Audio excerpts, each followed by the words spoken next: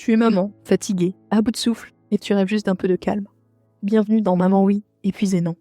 Le podcast qui parle de fatigue, de charge mentale, d'émotion, d'énergie et aussi d'équilibre. Mais surtout, qui t'aide à te reconnecter à toi-même, sans culpabilité, sans injonction, et sans te demander de partir 3 semaines à Bali ou de méditer en plein chaos quotidien. Moi, c'est Aurore, naturopathe spécialisée dans l'épuisement maternel. Et à travers chaque épisode de ce podcast, je vais t'aider à comprendre ton corps, ton mental, et à remettre un peu de souffle, de calme et de douceur dans ton quotidien de maman. Parce que maman ne devrait jamais rimer avec épuisement.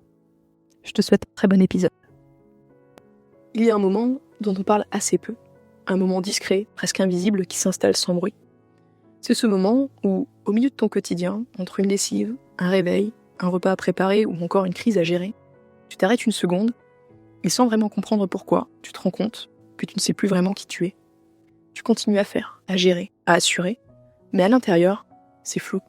Tu sais quoi faire, mais tu ne sais plus vraiment ce que tu aimes, ni ce qui te fait vibrer. Tu es devenue maman, et quelque part en chemin, la femme que tu étais s'est faite plus silencieuse. Elle n'a pas disparu, mais elle a été mise de côté.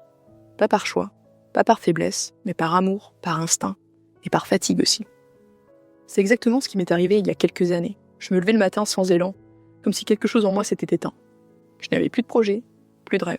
Je vivais uniquement à travers mes filles, et ma maternité prenait toute la place. Alors que, lorsqu'on me connaît un petit peu, on sait que mes rêves ont toujours été mes phares dans la nuit. Ils ont guidé mon chemin, ils ont éclairé mes choix, ils m'ont fait avancer, même quand c'était difficile. Les réaliser, c'était aussi me réaliser. Et puis un jour, plus rien, le silence. Perdre tout ça, c'était comme perdre une part de mon essence, une part de qui je suis. Je ne me reconnaissais plus, et prendre conscience de ça, ça a été un véritable électrochoc pour moi. Alors peut-être que toi aussi tu t'es reconnu dans ces mots, et c'est justement ce dont nous allons parler aujourd'hui. Alors, respire, et on commence tout de suite. Ce que j'aimerais te dire d'abord, c'est que ce que tu vis a du sens. Ce n'est pas un échec, ni un manque de volonté, il y a des raisons profondes à cela. Quand tu deviens maman, il y a quelque chose qui change profondément en toi. Ton attention, elle se déplace. Elle va se tourner naturellement vers ton enfant, vers ses besoins, vers sa sécurité. Tu vas devenir plus attentive, plus sensible, plus connectée. Et doucement, tu passes après. Parfois, sans même t'en rendre compte. Il y a moins de place pour tes envies, tes besoins et ton monde à toi. Ce n'est pas que tu t'abandonnes, c'est simplement ton corps et ton système nerveux qui vont prioriser ton enfant. Il n'y a pas que ça. Être maman, c'est aussi être en alerte presque en permanence, comme si ton corps fonctionnait avec un radar toujours actif. Il surveille les pleurs, les besoins, les imprévus. Et même quand tout va bien, il ne s'éteint jamais complètement. En gros, ton système nerveux, il ne redescend jamais totalement. Et cet état, il a un coût.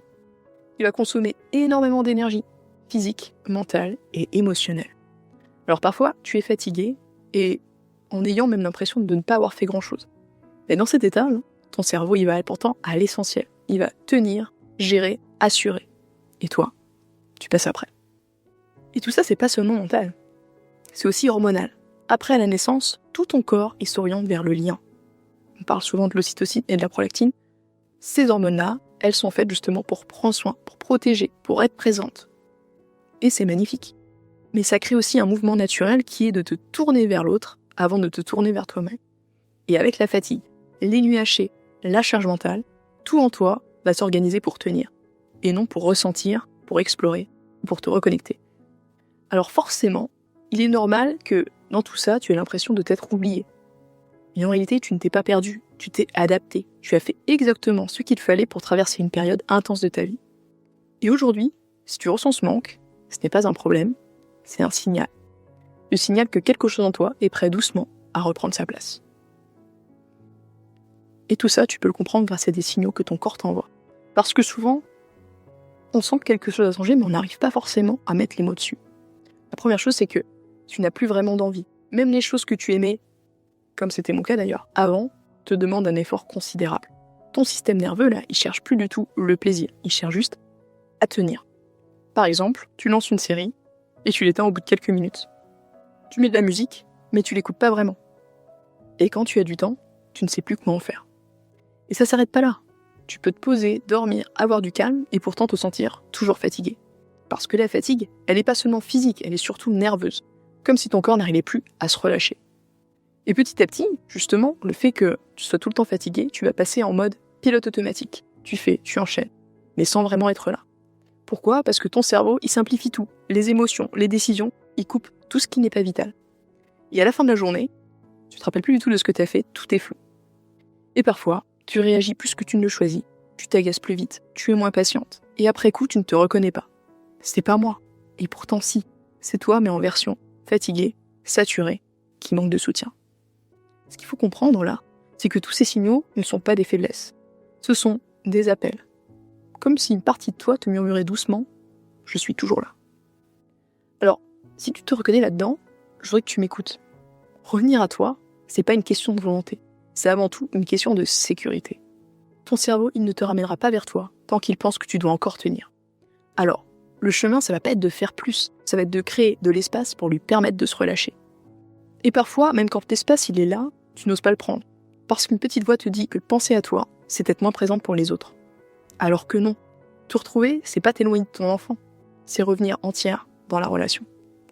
Alors, comment faire justement pour te retrouver ?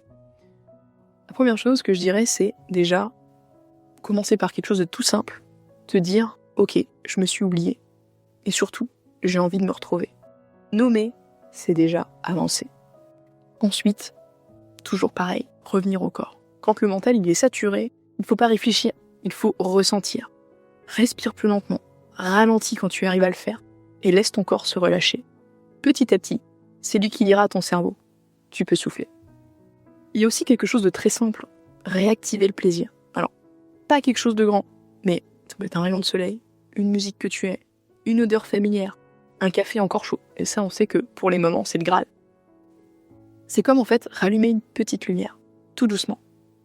Et puis, revenir aussi à une question toute simple, de quoi j'ai envie là, maintenant. Ça nécessite pas une grande réponse, mais juste un petit mouvement. Et essaie de le suivre, ce mouvement. Ce que je veux que tu comprennes, c'est que tu n'as pas disparu. Tu es encore là, dans ce qui te touche, dans ce qui te fait du bien et dans ce que tu ressens, même discrètement. Alors, essaye, chaque jour, d'avoir un geste pour toi. Pas une révolution, mais simplement un geste, tout simple.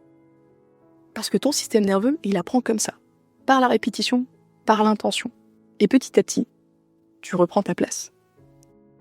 Au fond, s'il y avait une seule chose que tu devais retenir, c'est que de se retrouver, c'est pas un grand bouleversement. Ce sont des petits moments, presque invisibles mais profondément vivants.